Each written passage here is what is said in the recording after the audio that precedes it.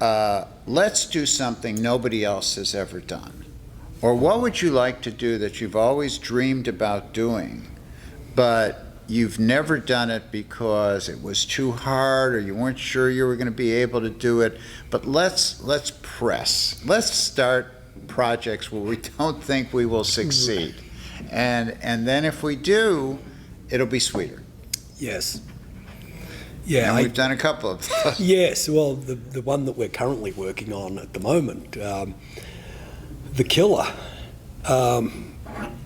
Yeah, I remember that in Austin this April. You know, waking up and it's like a message that was sent to me at 3:45 in the morning. Hey, if you're awake, call me. I'm like, what kind of person would be awake at this time? I'm like, something happened? So anyway, I woke up, I called. It's like, can you meet me here at the Congress? Let's meet. I've got an idea. You come down. You have pictures printed out. You have pictures in your laptop. This, that, and the other. I looked at this and I thought, this just screams Craig Rodsmith. I'm like, why? And it's like, I guess now looking at it, it's like, oh yeah, that looks like something that I would build. But at the time, I'm like, wow, you've set the bar a little high for me here. I can't do something like this.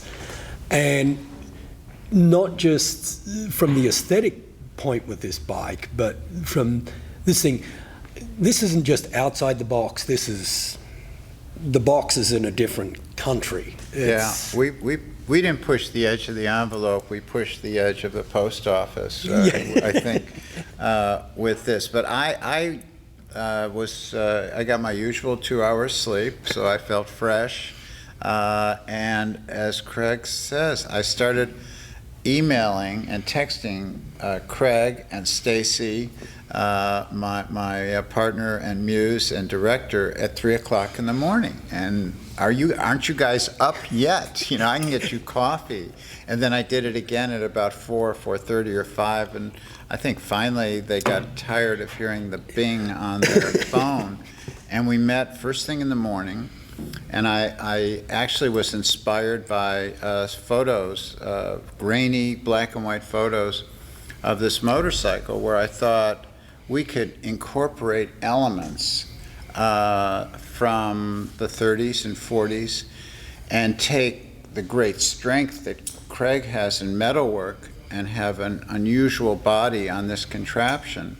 And you said something that was absolutely true, and one of the reasons I wanted to do this project with you, and that was a moment ago you said, and I said to myself, I can't do this thing. And that's exactly what I wanted to hear, it was that glimmer in your eye of doubt of whether I can do this. And I've had that glimmer of doubt, and mine is more than a glimmer, it's a raging forest fire of doubt in many of the things I've done. But I think, well, that's what makes success so sweet, is when you can do it. And I have never heard Craig more energized and excited and proud of himself. And he's a very, very modest guy, but we'll have conference calls regularly, and Craig will say, I think we really hit the cover off the ball on this one, which is great to use an American idiom for a game that isn't even played in Australia. But I think that is part of it. We push each other. Oh, absolutely. It's, excuse me, that was one thing, as I was saying, it's like, hey, Bobby, I don't know if you've got the right guy for this. And now, and I don't think I've ever, not that I don't think I brag that much. I don't. And that's the thing that I've noticed, and I catch myself, I send you, hey, here's a photo, and I say, it's like, I'm sorry, Bobby, but I'm really proud of this. And that's something with this project that's changed me. You've given me a lot more self-confidence, which, ironically, I think people probably think that I have way more self-confidence than I actually do. I'm actually not. I'm, like we were talking about earlier, it's, I question everything that I do. Right. And it's never good enough. And I think, right. Which I think is a healthy thing to a certain extent, maybe I've gotten to the point where it is a little unhealthy. I beat myself up a lot about everything. Right. Nothing's ever good enough Right. to me. And again, that's what's important. I'm doing this somewhat for myself.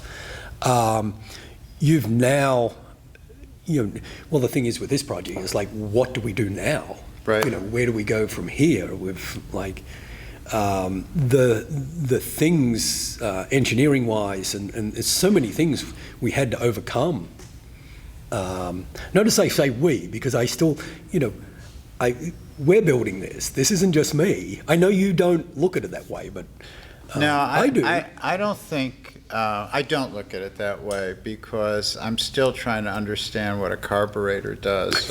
I know there's some air that comes in there with gas and somehow it gets mixed together and Well, that's the it. spark Basically, of plug course you understand. ignites it, and then the smoke comes out the back. And I've now exhausted my knowledge of the motorcycle as a means of transportation.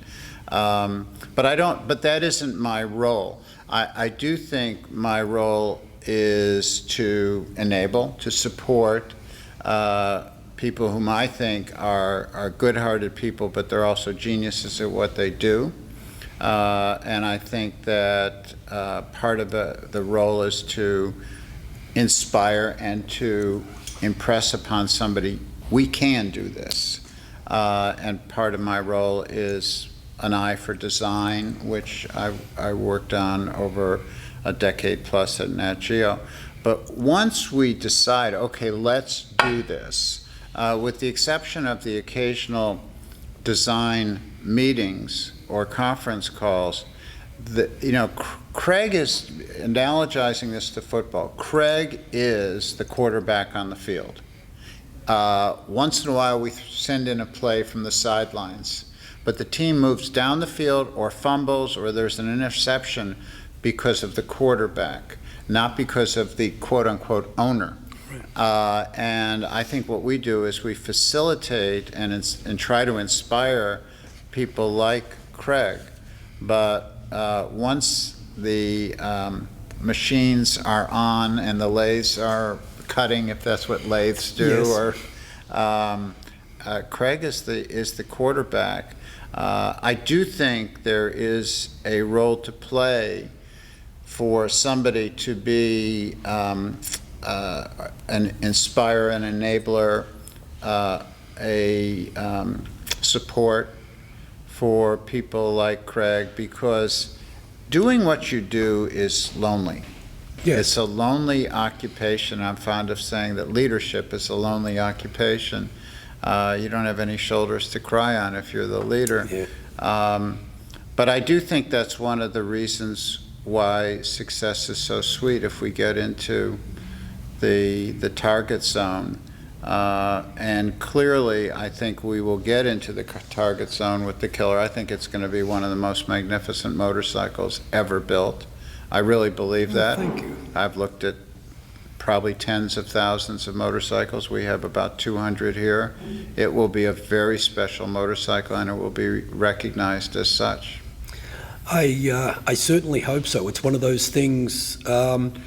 Again, I'm my own best or worst critic, and it's like, it's not that I'm that worried about what other people think, but there's that, oh, I built this, I should just keep this here, because if somebody Right. else sees this, they're going to see all the things that I did wrong, and especially the uniqueness of what we've just done or what we're doing is, I'm not so much apprehensive, but I'm curious as to the response the motorcycle world is, what their response to this is going to be, once it's unveiled. Or I'm a big believer. I think the response will be fabulous, but I'm a big believer that we are all insecure. No matter how much success you've enjoyed in your life, we are all insecure. And when you have a successful enterprise, you just get a thin blanket of self-esteem to go over that insecurity, and then maybe you do something else, and you have another little blanket over that insecurity. But the ultimate test, I do not believe, is in the public reception And I think if you keep that out of your mind while you're doing something creative, you do your best work, and then the public reception is good. Right. Whether that was the photography that I did. I wasn't concerned with what is the public going to think of my exhibit or my book or whatever. I was more concerned with, is this a beautiful shot? Does this shot tell a story? And I think your standards are so high for what you would say, oh, this is worthy of the partnership that we formed, that I believe the public reception will be phenomenal, but I don't think that's the ultimate report card. I think we give ourselves or each other the ultimate report card.